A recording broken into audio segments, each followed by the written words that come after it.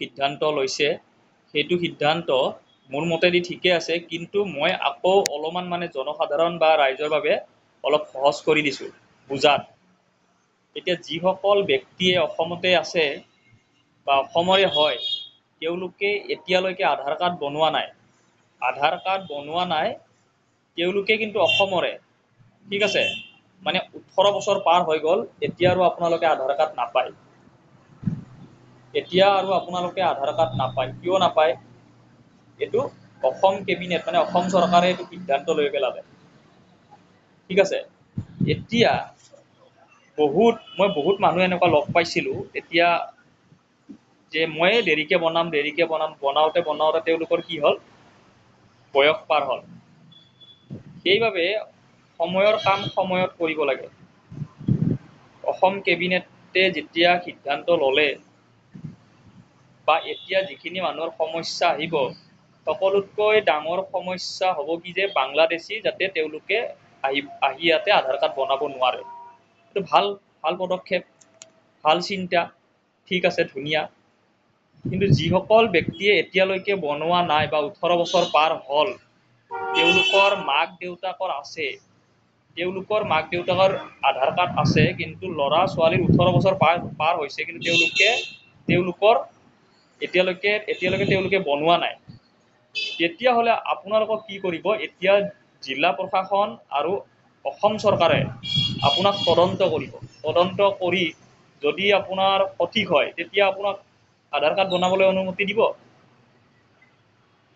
মাজতে বহু মানুহৰ আধাৰ কাৰ্ড NRC হল হৈ আছিল, তেতিয়া অসম কেবিনেটে খুলি দিলে। খুলি দিয়াৰ পিছত এতিয়া কি হ'ল, আকৌ অলপ এতিয়া বহু মানুহৰ বাবে জটিলহে হ'ব। গতিকে মই এই অসম চৰকাৰে যিটো সিদ্ধান্ত লৈছে, এইটো কিন্তু ভাল সিদ্ধান্ত, মই ধন্যবাদ দিম। কিন্তু চবতকে ডাঙৰ কথা এটা মই ক'ম, এই কথাটো সকলোতকে গুৰুত্বপূৰ্ণ, আপোনালোকে শুনিব, যে যদি অসমত ডাইৰেক্ট মানুহে আহি আধাৰ কাৰ্ড মানে নতুনকৈ বনাব নোৱাৰে, যদি বেলেগ ৰাজ্যৰ পৰা মানুহ এজনে আহি যদি ইয়াতে যদি আধাৰ কাৰ্ডখন লৈ আনে, ধৰি লওক এজন বাংলাদেশীয়ে ৱেষ্ট বেংগলত সোমাল, তাতে থাকি তাৰ পৰা আধাৰ কাৰ্ডখন বনাই আহি অসমত আহি থাকিল, তেতিয়াহ'লে সেই আধাৰ কাৰ্ডটো যেতিয়া ইয়াতে মানে এড্ৰেছ সলনি কৰিব বা মানে ঠিকনা সলনি কৰিব, তেতিয়া কিন্তু অসম চৰকাৰ আৰু অসম কেবিনেট চৰকাৰে তেতিয়া কিন্তু কৰিব লাগিব, মানে তেওঁকো পৰীক্ষা কৰিব লাগিব।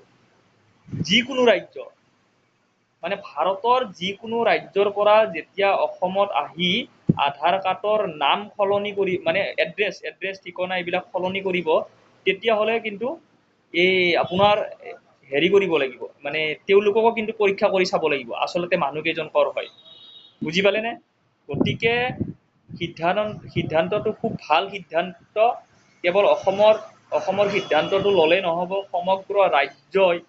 ভাৰতৰ সমগ্ৰ ৰাজ্যই যদি এই সিদ্ধান্তসমূহ লয়, তেতিয়া কিন্তু আমাৰ কিন্তু সেই সমস্যাবিলাক কিন্তু যিমান সমস্যা আছে, সমস্যাবিলাক সমাধান হ'ব। আৰু যিসকল ব্যক্তিয়ে আজিলৈকে বনোৱা নাই, তেওঁলোকৰ কিন্তু এটা অলপ সাধাৰণ বিপদ আহিব, কিন্তু তেওঁলোকে পাব, ঠিক আছে। তেওঁলোকে চিন্তা কৰিব নালাগে, অলপ তদন্ত কৰিব, মাক দেউতাকৰ যিহেতু আছে বা ল'ৰা ছোৱালী 18 বছৰ পাৰ হৈ গৈছে, কিন্তু কোনো কথা নাই, তেওঁলোকেও পাব, বেছি চিন্তা কৰিব লগা দৰকাৰ নাই। ধন্যবাদ।